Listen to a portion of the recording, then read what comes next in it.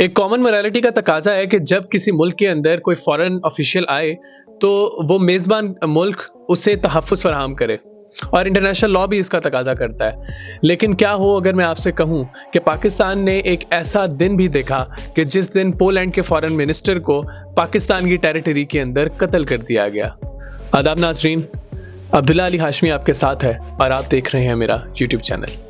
ناظرین، ہوتا کچھ یوں ہے کہ 1 نومبر 1970 پاکستان کے جنرل الیکشنز، پہلے جنرل الیکشن دسمبر 1970 میں ہوتے ہیں، اور اس سے پورا ایک مہینہ پہلے پاکستان کے اندر پولینڈ کے صدر کو انوائٹ کیا جاتا ہے کراچی ایئرپورٹ۔ کراچی جو اس وقت کا دارالحکومت تھا اور سب سے زیادہ لبرل شہر مانا جاتا تھا، اور اس شہر کے اندر کراچی ایئرپورٹ کے اوپر وہاں پہ ویلکم سیریمنی صدر کی ہوتی ہے، پولینڈ کے صدر کی، اور ایک کیٹرنگ وین آتی ہے جو وی آئی پیز کی ریسیونگ لائن ہے اسے چیرتی ہوئی نکل جاتی ہے، صدر بچ جاتے ہیں۔ لیکن فارن منسٹر آف پولینڈ، جو وہاں کے موجودہ فارن منسٹر تھے زیگفریڈ والنیک، انہیں قتل کر دیا جاتا ہے۔ وہ اس وین کے نیچے آ کے کچلے جاتے ہیں، اور ان کے ساتھ 2 اور لوگ جو لوکل فوٹوگرافرز تھے وہ بھی وہاں پہ کچلے جاتے ہیں، وہ بھی قتل ہو جاتے ہیں۔ ایک بہت بڑا سانحہ تھا، پاکستان کو بہت زیادہ انٹرنیشنل شیم کا سامنا کرنا پڑا۔ پاکستان کے اوپر بہت سارے ممالک نے ایلیگیشنز لگا دیے۔ جو صدر تھے انہیں اس ٹائم تو وی آئی پی لاؤنج کے اندر رکھا گیا، پھر بعد میں صدر نے اپنے تمام جو ان کا اسکیجول تھا اسے انہوں نے چینج کر دیا، اسے انہوں نے روک دیا ساری اپنی میٹنگز وغیرہ کو۔ لیکن غور طلب بات یہ ہے کہ جب اس شخص کو پکڑا گیا جو اس کا ڈرائیور تھا، تو انویسٹیگیشن کے بعد پتہ چلا کہ ان صاحب کا نام فیروز عبداللہ تھا، اور وہ اس وقت پاکستان کی ایک بہت بڑی پولیٹیکل جماعت اسلامی کے ممبر تھے۔ اور جب ان سے پوچھا گیا کہ یہ کام آپ نے کیوں کیا، آپ کے اندر اتنی ہمت کیسے آئی، تو ان کا جواب یہ تھا کہ میرے اندر اتنی ہمت نہیں آئی تھی، میں نے چرس پی اور میں نے اللہ کا نام لیا اور میں نے وہ وین ان کے اوپر چڑھا دی۔ قصور کیا تھا؟ قصور یہ تھا کہ وہ پولش صدر سوشلسٹ ہے، وہ ایک کمیونسٹ ملک کا صدر ہے، اصل میں صدر کو اٹیک کرنا تھا۔ ناظرین، یہ اس ایکسٹریمزم کا نظریہ ہے، یہ اس ایکسٹریمزم کی بات ہے جو پاکستان کی جڑوں کے اندر، اس کی بنیادوں کے اندر موجود ہے۔ کیسے ہم لوگوں کو عمومی طور پر یہی بتایا جاتا ہے کہ ضیاء دور کے بعد سارا ایکسٹریمزم شروع ہوا، ضیاء دور سے پہلے تو جیسے ایک جنت تھی، لیکن ایسا نہیں ہے۔ جہاں پر تعلیم کی کمی ہوگی وہاں پر اس طرح کی اقدار جنم لیں گی۔ اب فاطمہ جناح کے اوپر فتوے لگانے والے وہ ضیاء دور کے تو نہیں تھے، وہ ایوب کے دور کے تھے، فاطمہ جناح کے دور کے تھے۔ اور اس کے بعد آج یہ جو ہم نے اس والے واقعے کو دیکھا ٹویٹر کے اوپر، پچھلے دنوں کافی زیادہ یہ ٹرینڈ کیا، 3-4 لوگوں نے اس پہ بات کی، اور اس کے اندر سے جو میں نے پوائنٹ لیا وہ یہ لیا کہ ایکسٹریمزم پاکستان کے اندر کتنی پرانی ہے، اور دوسری بات یہ کہ کس طرح سے یوز کیا جاتا ہے کہ آپ کو پہلے بتایا گیا آج بھی پاکستان کے اندر بہت سارے مذہبی لوگ یہی سمجھتے ہیں کہ کمیونزم اور سوشلزم اینٹی اسلامک ہے۔ اس ٹائم بھی یہی سمجھا جاتا تھا، اور جماعت اسلامی سر فہرست تھی سوشلسٹ کا خاتمہ کرنے کے لیے۔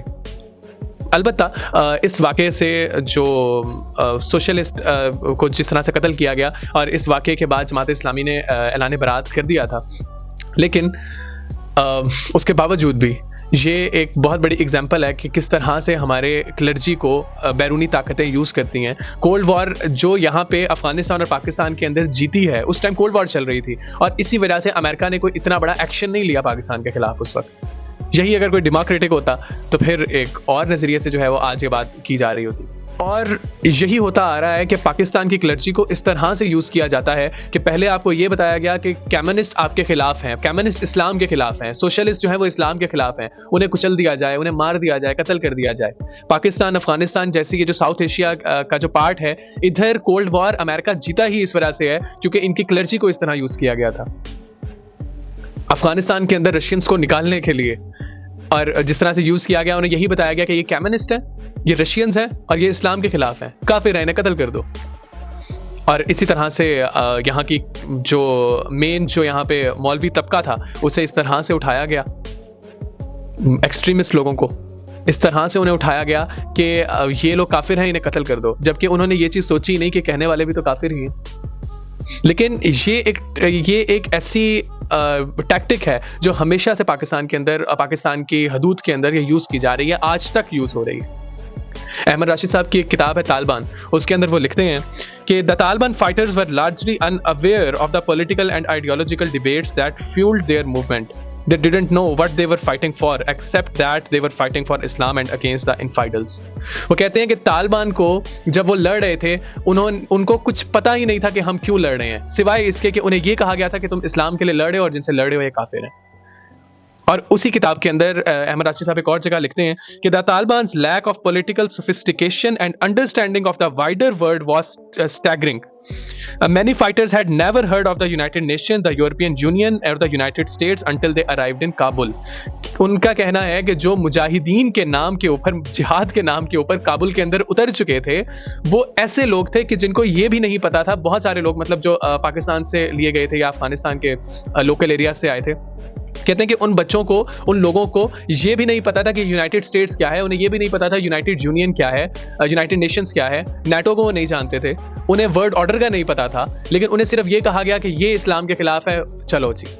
اور آج ہم انٹرنلی اس چیز کو دیکھ رہے ہیں. سوات والا واقعہ اٹھا لیں, آپ سرگودا کے واقعہ اٹھا لیں, یہ سب کچھ کیوں ہوا؟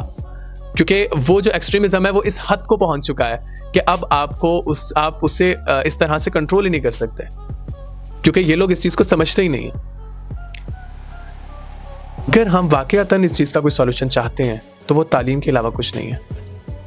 میں کل بھی اس چیز کو سوچ رہا تھا کہ بلوچ پاکستان کے اندر, اگر آپ اس چیز کو دیکھیں, اگر آپ یہ کہتے ہیں نا کہ یہ جو تعلیم ہے, یہ یونیورسٹیز, کالجز, اس طرح کے انسٹیٹیوشنس یا آپ کو اس طرح کا ماحول جو ہے وہ پرووائڈ کرتا ہے, آپ کے ویوز ان سے جو ہے وہ چینج ہوتے ہیں, ہاں ہوتے ہوں گے, لیکن اصل جو آپ کو چیز سکھاتی ہے وہ آپ کا اپنا وزڈم اور کامن سینس سکھاتی ہے.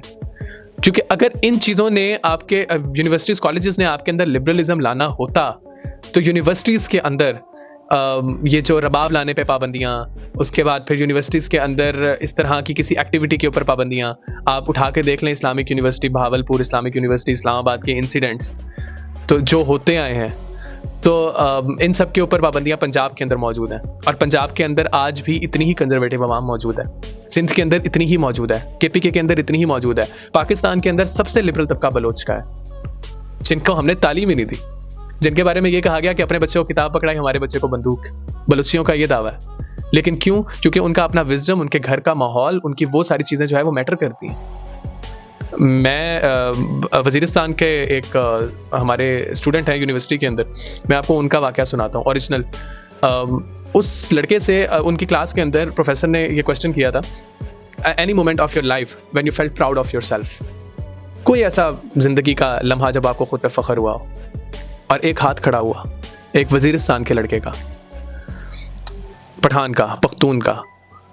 تو جب اس سے پوچھا گیا کہ کب, تو اس نے کہا کہ I felt proud of myself when I defeated America, when I defeated United Nations, when I defeated terrorism, when I defeated extremism. مجھے خود پہ فخر ہوا جب میں نے امریکہ کو ہرایا, جب میں نے ایکسٹریمزم کو ہرایا, جب میں نے دہشت گردی کو ہرایا. جب اس سے پوچھا گیا کہ یہ سب کب ہوا, کیسے کیا, سب حیران ہو گئے. تو اس نے کہا کہ they wanted me to take their weapons in my hand. اور اس نے پھر اپنی کتاب اٹھا کے کہا کہ but today I have my book in my hand instead of their weapons. وہ مجھ سے یہ چاہتے تھے کہ میں ان کے ہتھیار اٹھاؤں, لیکن آج میرے ہاتھ میں میری کتاب ہے, ان لوگوں کے ہتھیاروں کے بجائے. یہ سوچ اسے کسی یونیورسٹی نے, کسی کالج, کسی اسکول نے نہیں دی. یہ سوچ اس کو اس کے وزڈم نے دی ہے, یہ سوچ اس کو اس کے ایکسپیرینس نے دی ہے. ایجوکیشن اس چیز کو کہتے ہیں. تو ناظرین, یہ میرا ایک اپنا پوائنٹ آف ویو تھا. اگر آپ کو یہ ہسٹری اور میرا پوائنٹ آف ویو اچھا لگا ہو تو اس ویڈیو کو لائک اور شیئر ضرور کیجیے گا, اور میرے چینل کو سبسکرائب کر لیں تاکہ آنے والی نئی ویڈیوز کے اندر میری آپ سے ملاقات ہوتی رہے.